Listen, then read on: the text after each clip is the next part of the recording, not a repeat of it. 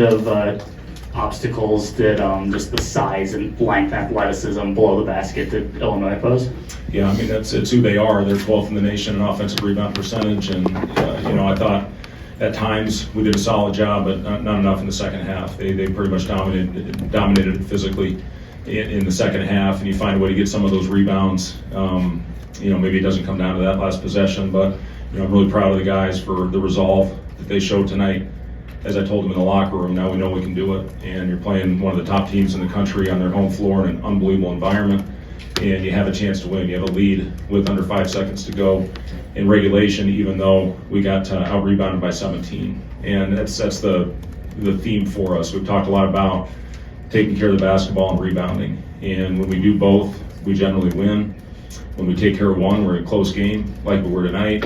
If we get beat in both and we turn it over and give up offensive rebounds, we get it handed to us. So, we got to find a way to turn up the physicality. I've talked about this a lot. When teams start getting on us, getting the offensive rebounds, they just seem to, it just goes in the wrong direction. So, proud of them. They showed a lot of fight.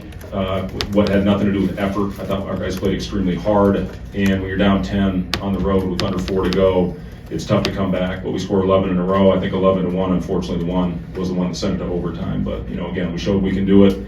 Just got to clean some things up and turn around. Another quick turnaround. I don't know. It seems like we played 100 games. I mean, we play every 2 days, so we got to get ready for a tough Northwestern team on Wednesday night. Casey had kind of a rough go of it the couple of games before that. He got loose in it. What was he able to do to find looks and make shots? It doesn't matter. Listen, people were up in arms. What's going on with Casey? He had 2 games where he didn't make shots. He's too good of a shooter. He's too good of an offensive player for that to last. And, he came out and really got it going for us. I thought he missed some blockouts in the other end. Got to be better there. It's a tough matchup. When Casey's matched up with Guerrier at 6'8", 6'9", you just got to go out and seek contact. I thought our zone gave us some good possessions, but we just stopped rebounding out of it, and they had to go back to the man. But it was again a good effort. It was good to see Casey get it going again. Well, I imagine it's still raw right now. But what can you take out of this game? Erasing a double-digit lead, sending an overtime second game in a row like that. There's 15 other people in the room listening. And the other one from Nebraska. Okay, gotcha. You know what? It was. We can take a lot from this one, and you knock off the number 6 team and showed great fight and resolve in that one, being down 19 to a team that's hard to come back on in Wisconsin, and you come back from 10 with under 4 to go against a great team in Illinois. There's some things that we have to get better at. We have to clean up if we want to get over the hump on the road. But again, as I said to the guys in the locker room, we showed we can do it. Now we just got to find a way to finish. Fred, you guys went with the 5-man on Ty Rodgers. We've seen a lot of teams in the Big Ten do that. What do you like about what that gives you, and how has he kind of grown to maybe complicate when he sees that defensive? You know what? He does a great job, and teams are playing off of him. Obviously, I don't think he shot a 3 this year, but he is such a good cutter and slasher. And then the other thing, when you play off him, you got to go find him. You got to go see contact and hit him and get into his body. But he's so good at getting around. And I think last year, you look at the 2 games, he had 10 offensive rebounds against us in those 2, and then he was unbelievable in that area tonight. So, even though he can play off of him and plug and try to help on some of those shooters, especially the back downs, when they have good matchups, he still poses a big problem because of his ability to cut, slash, get to the rim, and then one of the best offensive rebounders in our league. Fred, what happened on that 11-0 run where you guys, 10-point lead, and then all of a sudden you cut into? What did you guys do so well during that run? Well, we got stops, and that I think was, it's simple as that. We found a way to string together. I think we got a kill, 3 stops in a row, which we hadn't done much in that half to that point. They hit some threes. Again, they pose a lot of problems with the way they play. Brad has done a phenomenal job with this roster with playing to the mismatch and basically saying, you can't guard me, and you're going to try and do it until you show us you can. And it just, with Domask, with Shannon back on the floor, he's a one-man fast break. He's so good at drawing fouls.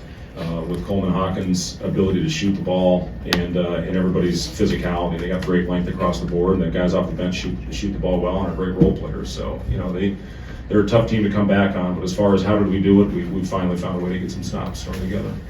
Yeah, Fred, kind of a big picture question. You got 2 guys in tonight's game from the Missouri Valley Conference making huge impacts.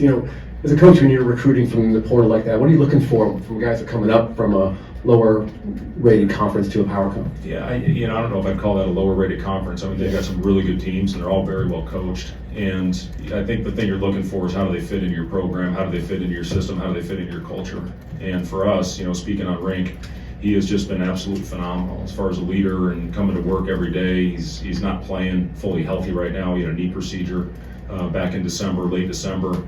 And he just goes out, he's a warrior every time he steps on the floor. And I think Brad would say the same about Domask. And, Cricky obviously at Iowa's having a great year, and Lance Jones at Purdue. So, the Valley has produced some really good players that have made the jump to this league. And, I think the leagues are pretty similar. They're physical, they're tough. Again, you got great coaches in that league, and these guys, you can tell how well they've been coached with how they've adjusted to this level.